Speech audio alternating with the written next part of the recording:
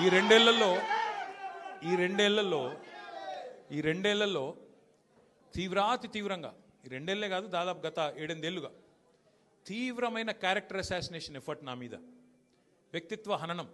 అంటే ఒక కుక్కను చంపే ముందు పిచ్చి కుక్కను ముద్రేయాలని ప్రయత్నం చేస్తారు కదా, నేనేదో డ్రగ్స్ తీసుకుంటానని, నాకేదో హీరోయిన్లతో సంబంధాలు ఉన్నాయని లేని దిక్కుమాలిన వార్తలు రాసి నన్ను క్షోభకు గురి చేయడమే కాకుండా నా కుటుంబ సభ్యుల్ని, నా పిల్లల్ని, నా వాళ్ళు అనుకునే వాళ్ళందరినీ విపరీతమైన క్షోభకు గురి చేశారు. అయినా కూడా ఎన్నడూ బాధపడలేదు, బయటకు వచ్చి వేరే వాళ్ళలాగా దొంగ ఏడుపులు ఏడవలేదు. నేను నిబద్ధతతో పనిచేసిన నాయకుని కాబట్టి ఎవరికి భయపడకుండా 2 ఏళ్లుగా తలవంచకుండా పోరాటం చేస్తూ ఉన్నాను. ఇవాళ నేను ఏదో టెలిఫోన్ ట్యాపింగ్లో ఏదో విచారణ క్రమాన్ని పిలిచారు, బరాబర్ పోతాం, పోయి అడుగుతా. ఏమడుగుతా? ఏం తప్పు చేసింది మా ప్రభుత్వం అని అడుగుతా, ఎక్కడ తప్పు జరిగింది అని అడుగుతా. ఇవాళ వారు సమాధానాలు చెప్పాలి నాకు. గత 2 ఏళ్లుగా ఈ ఫోన్ ట్యాపింగ్ పేరిట ఒక డైలీ సీరియల్ మాదిరిగా, అంతులేని కథ మాదిరిగా లీకుల రూపంలో ఏదైతే మా వ్యక్తిత్వ హననం జరుగుతుందో దానికి బాధ్యులు ఎవరు అని అడుగుతా. ఎవరో హీరోయిన్ల ఫోన్లు ట్యాప్ అయినాయని మీరే ఒక 2 నెలలు నడిపిస్తారు డ్రామా.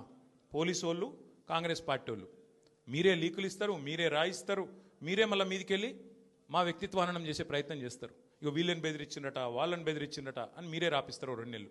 మళ్ళీ 3వ నెలలో మీరే రాపిస్తారు. ఏ హీరోయిన్ల ఫోన్ ట్యాప్ కాలేదు, ఎవరిది కాలేదు, అంతా బోగస్, ఇన్ని రోజులు మేము చెప్పిందంతా తూచ్ అని చెప్పి మళ్ళీ మీరే రాయిస్తారు.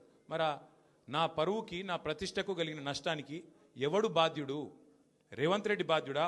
ఈ లీకులు ఇచ్చిన పోలీసు వాళ్ళు బాధ్యులా? రాసిన మీడియా వాళ్ళు బాధ్యులా? నేను అడుగుతా. అట్లా ఇంకో మాట కూడా నేను అడుగుతా. ఈరోజు ఇవాళ మీరు ఏ అధికారి అయినా, ఈ రాష్ట్రంలో పోలీస్ అధికారి ఈరోజు రాష్ట్రంలో ఫోన్లు ట్యాప్ జరగడం లేదు అని చెప్తాడా? ముందుకొచ్చి మీ కెమెరా ముందుకొచ్చి చెప్పే ఒక్క పోలీసుడు ఉన్నాడా? డీజీపీ శివధర్ రెడ్డి ముందుకు వస్తాడా? ఐజీ ఇంటెలిజెన్స్ ముందుకు వస్తాడా? కమిషనర్ సజ్జరాన్ ముందుకు వస్తాడా?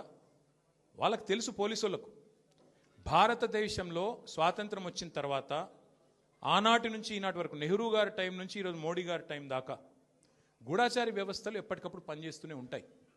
గూఢాచారి వ్యవస్థ ఎందుకు పనిచేస్తుంది? పోలీస్ నిఘా వ్యవస్థ ఎందుకు పనిచేస్తుంది?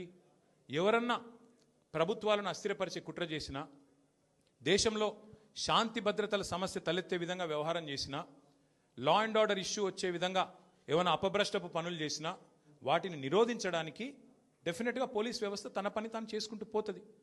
2015లో మన తెలంగాణ రాష్ట్రం ఏర్పడ్డ తొలినాళ్లలో మా ఎమ్మెల్యే గారిని ఒకరిని కొనడానికి ఒక దొంగ 50 లక్షల రూపాయల బ్యాగ్తో వచ్చి దొరికిండు.